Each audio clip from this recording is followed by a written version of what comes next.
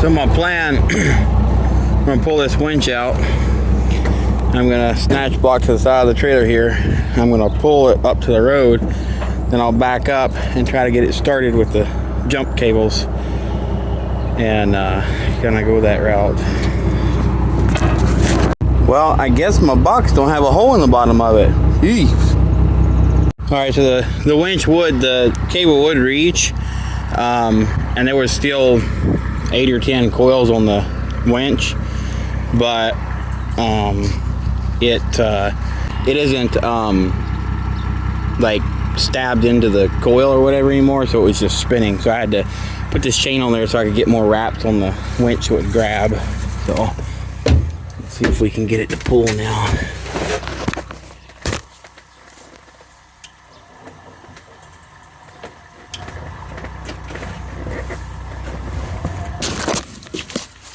The bus is stuck in the ground.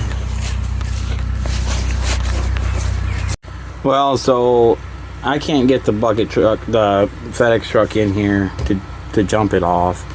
So we've got her little sob thing trying to do it, and it doesn't have very much use. So she's went in the house to try to find some black tape, because for some reason I don't have any. My idea is to leave the FedEx truck running and take the battery out of it, but I need to be able to keep the fast going as well as keep it from arcing. So I need some tape to wrap that up with, because I want to leave it running, because I don't want to risk, you know, killing my battery or something, and you know, not being able to have to start my truck, you know. So here she comes, but I'm gonna try this one more time here. Well, I'm stuck. So I finally got it to come up here. The problem was the stupid, I didn't think anything about the freaking parking brake because it was undone. It was buzzing, so I know that some of these buses have like a safety thing to where they won't move if you don't like walk to the back of the bus and hit the safety thing, like no child left in the bus thing. Well, freaking, I was pulling it up here. Well, anyways, I figured it out that it was a freaking stupid brake on the back of the transmission. So I went over there, hit it with a freaking hammer, and it came undone. So I started it back and pulled it up here while I was using the cable on the winch as like a parking brake. Well, then my winch went haywire and just started freaking winding up without anybody asking it to. And so I'm just like, whatever, I'll just pull it up there. Well, I didn't think how I was going to hold the darn thing here once I got it up here. So now I'm up here and I'm holding the brake, trusting, dear God, that there's no leak, and it doesn't feel like there is a leak in the brakes. Well, there was a lady here, because the guy's in Virginia or something, and she was supposed to help me. Well, then she just left. Like, I was screaming and everything. She just pulled out, like, right there.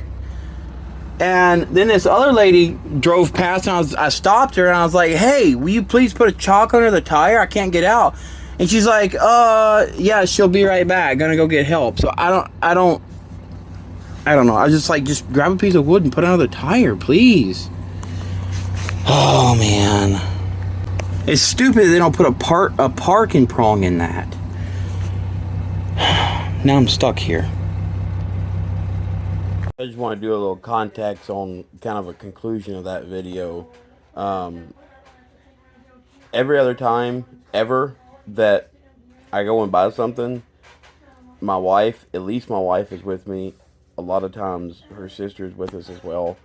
This is the first thing that I went and got that I can remember I went and got by myself. Like, especially like with nobody there. Like, maybe I went and got something where like the people were gonna be there. Like, this was the first time I went and there was like 0 person. But in my defense, I was told the bus will start and drive. So I just thought, okay, I'll just park on the road, you know, start it up, drive it on the trailer. But as everybody that gets stuff off Marketplace knows, you can't, you know, trust what people say. And in defense of the guy, the bus does start and move. the e-brake was locked on the back of the transmission. So those, bigger vehicles, medium duties, they don't have parking prongs in the transmission for whatever freaking reason. I don't know why that is. Um, but they have an e-brake. If they're not an air truck, they have an e-brake on the back of the transmission. And I didn't think about that brake because the cable, it wasn't set. Like if it would have been set when I got there and then I released it, like, okay, yeah, because it had tension on it for months, years, whatever, then yeah. But no, it had just sat there and rusted so bad that the rust had built up in between the pad and the drum, um, which is crazy to me because pretty much almost every one of these things I've ever gotten, those brakes are they don't hold very well. Whether drivers have driven with them on, which is very dangerous to start a fire that way, or whatever the case may be, they usually aren't holding very well. So for that thing to be so close that the rust could build up that much, that's kind of crazy to me. But anyways, the video where the part where I got out of the bus and was like, this thing is stuck. I walked around that bus and all four wheels were moving just fine. So I was, and it wasn't sunk.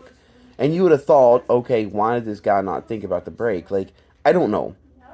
But I didn't have room to just back straight in because I would have been way out in the road. It was in a curve. I had some triangles down on the curve, but people were still approaching. And you could actually see that I was in the road from down, like around the curve, because it wasn't like a switchback curve. It was just a like gradual curve. And people were still approaching at freaking 40 miles an hour. But I ended up getting the trailer jackknifed in there good enough to where I was in, so like the the oncoming lane or whatever. I don't know if that makes sense. So the way I was originally, I turned around the other way, and so my truck was sitting in the lane that had like a long way of view. So if people did come around, then they wasn't gonna careen in the side of my truck. And I got back straight in there, and I figured out that it was the brake. And so I got in there, hit it with a hammer like twice, and it just popped loose. So um, I and then like I said, I was using the winch for like a brake or whatever, and um, driving it up there, just using the brake, the winch to hold it. And I looked up, and I didn't feel like it was working. I'm like, what's going on? And I looked up, and I noticed all the lights on my truck were off, and I'm like, because I had all the blinking lights on and stuff. I'm like, what the hell? I had one of those junk batteries out of the bus in there, just somewhere to hold my cables, more than anything, because I tried that black tape and I couldn't get all of the connections to stay together so that the fast would run and everything. So I just put another battery in there to hold those terminals, those connections.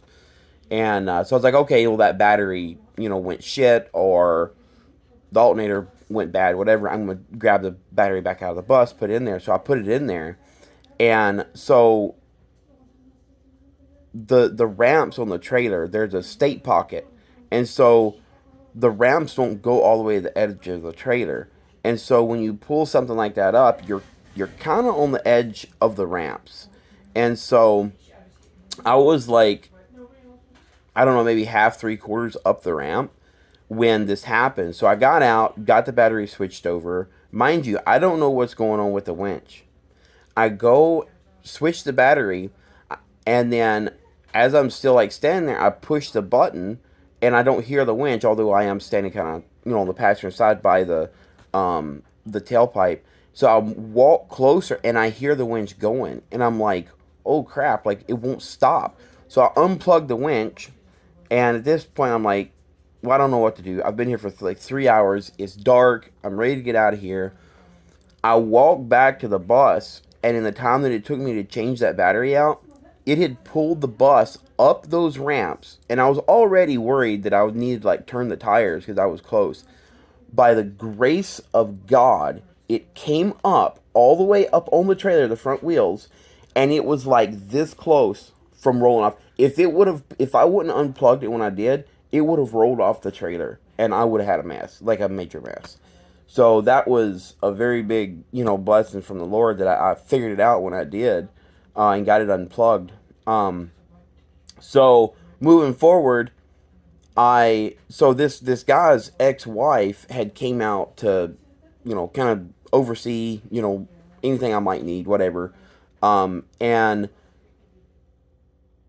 she was up at the house or whatever, and like I said, just went ahead and pulled the bus up, not freaking thinking about, what am I gonna do when I get it up here, because I was on a slight incline backwards, and so I get it up there, and I'm like, okay, cool, like I can't, and then I realized like I can't stop it from rolling off the trailer. So I just start whistling, and I can whistle pretty darn loud, and hollering. And this lady is 100 yards away from me at this house. I can see her in the house, and she's not lit. She can't hear me, I guess. Well, then, um, she goes out to the car, gets in the car. I guess she see me pull it up on the bus, on the train. And she's like, "Okay, he's got it. I can leave now."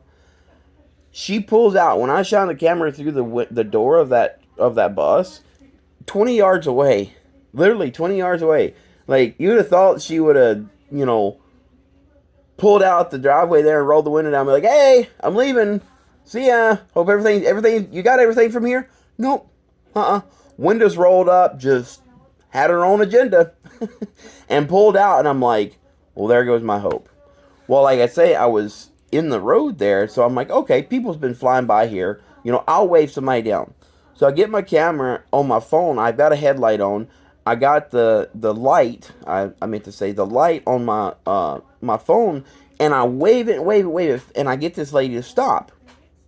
And absolutely understanding to her, this lone man is sitting in a bus on top of a gooseneck trailer with this weird looking truck in the road. Like, it is a weird looking situation. So she's like, "I will help you, but I have to, let me run home quick, And I knew what she was gonna do. She's probably gonna go get her, some protection, whether that be in the form of iron or person.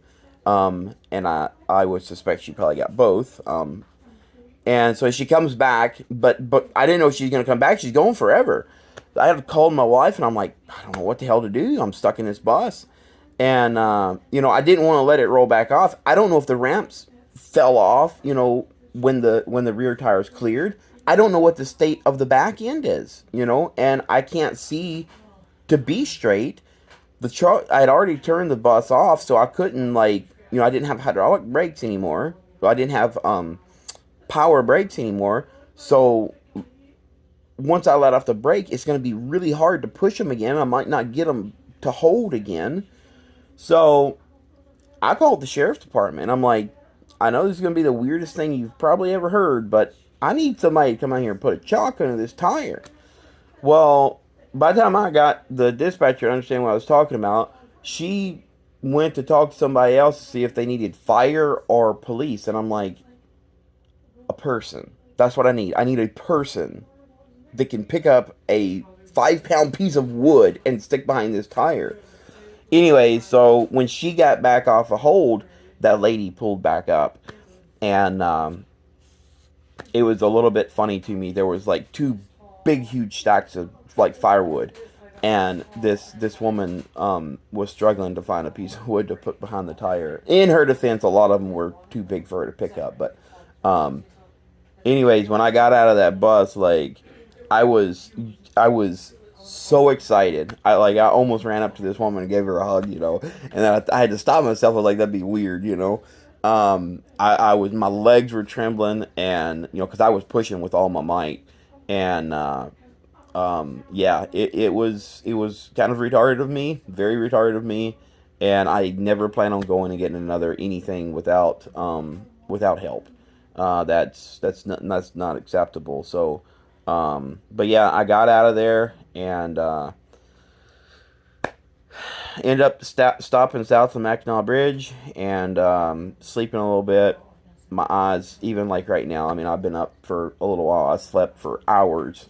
My eyes just will not, especially the right one.